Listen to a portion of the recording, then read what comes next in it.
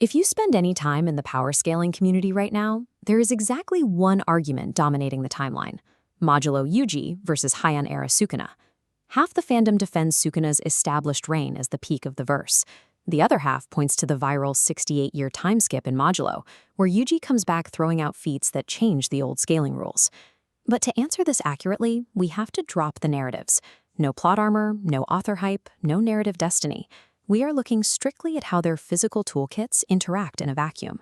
When you strip away the emotion, this matchup is a mechanical collision between hyper-efficient fundamentals and overwhelming structural hacks. To figure out who actually walks away, we have to look at the exact biological and strategic output of their kits. This radar graph maps their baseline philosophies. Yuji's shape maxes out on efficiency, hand-to-hand combat, and precise control. Sukuna spikes in raw output, domain expansion range, and anatomical advantage. Overlapped, there is zero structural intersection. A microfighter versus a macrofighter. Because they are polar opposites, arguing about raw power doesn't help us. The winner must force the other into a scenario where their specific advantages become irrelevant. Let's start up close. Sukuna brings a biological redundancy to hand-to-hand combat, operating with 4 arms and 2 mouths. This allows him to continuously chant incantations and weave hand signs to buff his techniques while keeping multiple arms free to maintain a physical guard. Yuji counters that biology with high-output mechanics. Over 68 years, he has learned to hit black flashes at will, and he stacks that momentum with blood manipulation's flowing red scale.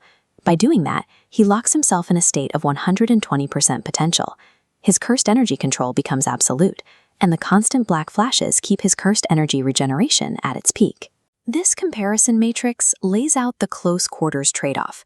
We are weighing the fighter's tools, their combat effects, and the ultimate matchup trade-off.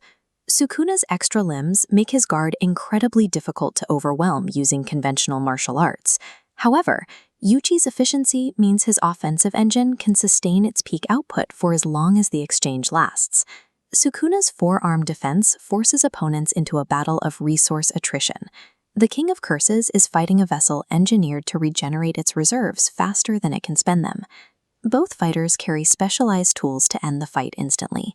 For Yuji, it's his refined shrine technique, specifically his scissor snip soul dismantles.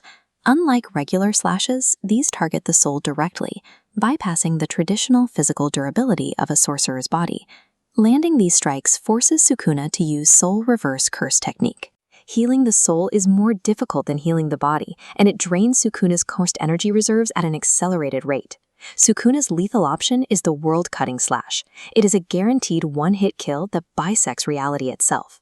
But that lethality comes with strict activation requirements. Sukuna has to chant, weave a specific hand sign, and physically point at his target. That telegraph creates a clear opening. Against a high-precision fighter like Yuji, that delay provides the window needed to interrupt the cast or sever the arm required to fire it. Which brings us to the ultimate structural hurdle in the matchup: Sukuna's open barrier domain, Malevolent Shrine. When activated, Malevolent Shrine unleashes a continuous, relentless barrage of slicing that completely covers a massive, unavoidable radius. If that barrier opens, Yuji suffers an immediate operational failure. He has to drop all offensive momentum just to stay alive. His only defensive option is to expend massive amounts of cursed energy to continuously heal through the damage via RCT. Even with Black Flash regeneration, the rate at which Malevolent Shrine shreds a target often outpaces a sorcerer's ability to heal. This leaves Yuji with one viable counter-strategy. He has to rely on his speed and precision to physically interrupt the domain hand sign before the barrier can form. Domain expansion acts as the ultimate combat filter. If Yuji fails to prevent the activation, his efficiency is overwhelmed by Sukuna's macro destruction. To summarize the mechanics, Heian Sukuna is a macro fighter built to clear battlefields, and Modulo Yuji is a microfighter built for surgical assassination. This scorecard maps out the conditions required for either fighter to win. First, let's look at the scaling framework of raw area control. If Sukuna is able to dictate the range and successfully cast his open domain, he wins. The structural scale of Malevolent Shrine is too high to overcome defensively.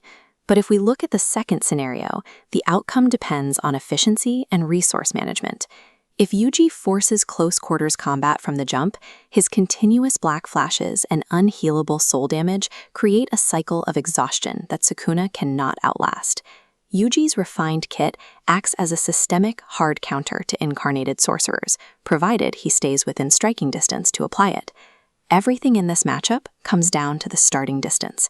If Yuji closes the gap, high-precision efficiency breaks structural scale. If Sukuna maintains distance, area of effect destruction crushes that efficiency.